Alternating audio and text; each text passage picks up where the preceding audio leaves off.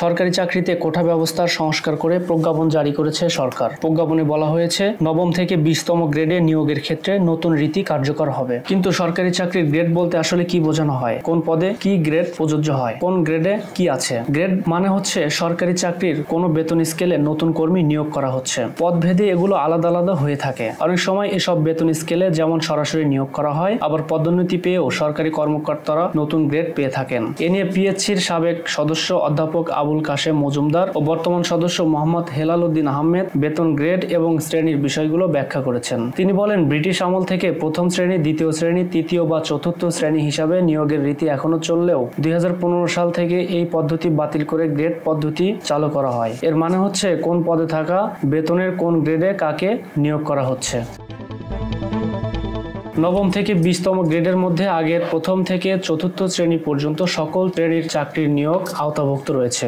এখন আর এসব পদকে শ্রেণী হিসেবে বর্ণনা করা হয় না, বরং গ্রেড হিসেবে নিয়োগ করা হয়। বিসিএস পরীক্ষা দিয়ে ক্যাডার হিসেবে যারা চাকরিতে প্রবেশ করে থাকেন তারা নবম গ্রেডের বেতনে গেলে আওতাভুক্ত হন। এরপর যখন তারা পদোন্নতি পান তখন তারা পর্যায়ক্রমে উপরের দিকে বিভিন্ন গ্রেডের বেতনভুক্ত হন। সচিব, অধ্যাপক ইত্যাদি পদে চাকরিরতরা প্রথম গ্রেডের বেতনভুক্ত হন। তেমনি অতিরিক্ত সচিব, যুগ্ম সচিবরা দ্বিতীয়, তৃতীয় গ্রেডের বেতনভুক্ত হয়ে থাকেন। প্রথম থেকে অষ্টম পর্যন্ত সাধারণত পরীক্ষার মাধ্যমে নিযুক্ত হন না, পদোন্নতির মাধ্যমে চাকরিরতরা গ্রেডভুক্ত হয়ে থাকেন। তবে কোনো কোনো ক্ষেত্রে বিশেষ বিবেচনায় চুক্তিভিত্তিক নিয়োগ হয়ে থাকে। বিসিএস পরীক্ষা দিয়েও যারা ক্যাডারে নিয়োগ পান না তাদের অনেক সময় নন ক্যাডারে নিয়োগ দেওয়া হয়ে থাকে। এক্ষেত্রে সাধারণত তারা 10-11তম গ্রেডে নিয়োগ পেয়ে থাকেন।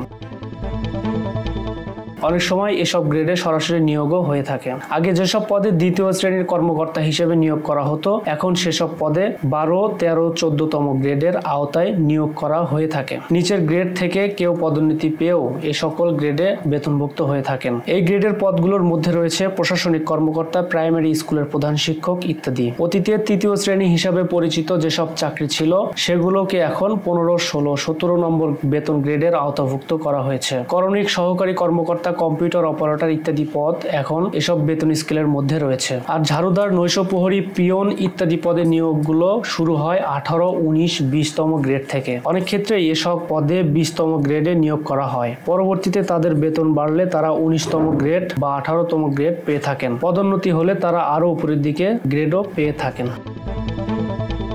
ইমামুল মিল্লাত, টাইম নিউজ।